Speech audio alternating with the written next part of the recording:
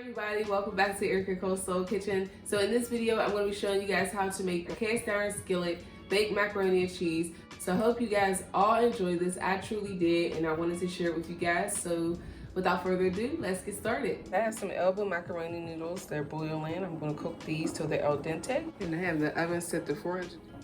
All right, now so I'm not going to make a roux for this. I'm going to use my traditional sauce, which calls for Velveeta. I'll leave all the measurements in the description box below. This is a 4-foot block of a 32-ounce block, and I'm going to add in some milk. And like I said, everything will be in the description box below of the measurements. So I'm just going to stir this up, and I have this on medium heat, and you're just going to watch this so it does not stick to the bottom of the pot. So I'm just going to mix this until it's melted. Yes, I'm using this Sargento off the block sharp cheddar, and I also have a bag of 4 state cheddar. I'm going to use these for the macaroni, but right now I'm going to use a 1/4 cup of this sharp cheddar cheese. And I think I'm going to add just a few sprinkles of the 4 state cheddar too, and I'm going to add it into the cheese sauce that is melted. So I cooked the noodles per package directions, so I'm just going to drain those so we don't overcook. Ooh, look at that steam. Yes, I'm adding in some salt and pepper. I could bound them into this one measuring. Now I'm adding in our egg, 1 tablespoon of butter. All right, so what I'm gonna do is I'm going to mix this all up. Everything well combined. Last time I forgot to mix the egg, y'all, in my first macaroni and cheese video. So I didn't want to forget this time. All right, so I let this cheese cook down, and here is the cheese blend that we're going to add into this.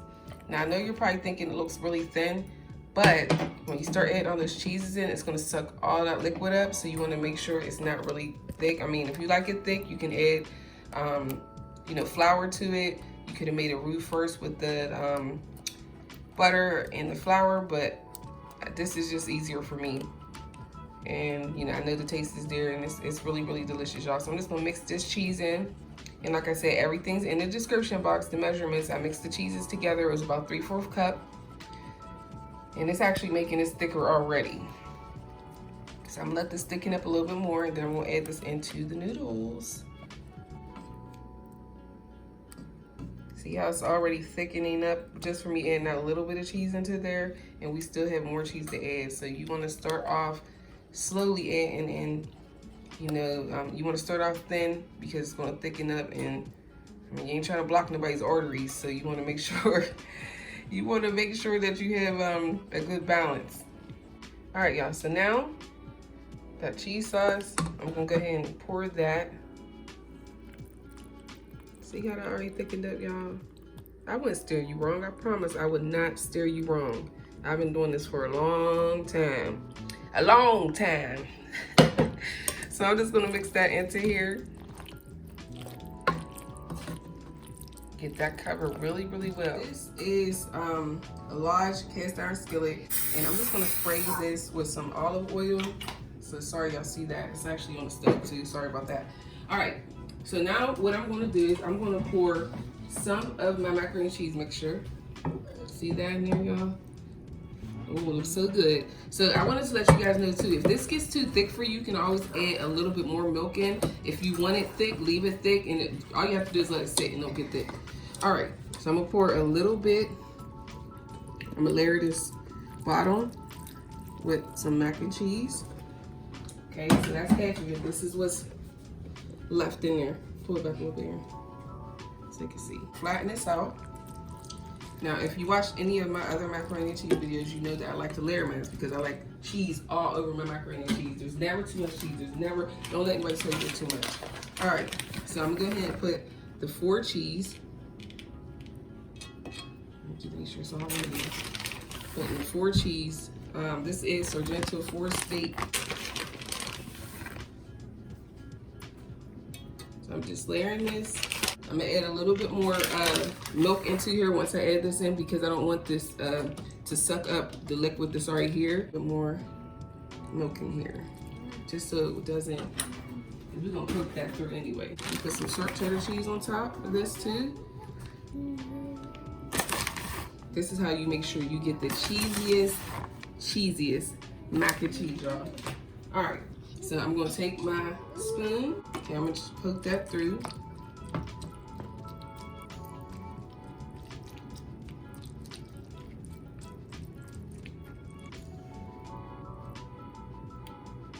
Add in the remaining macaroni on top of this. Look at that, y'all. Look at it. Look at it. Okay,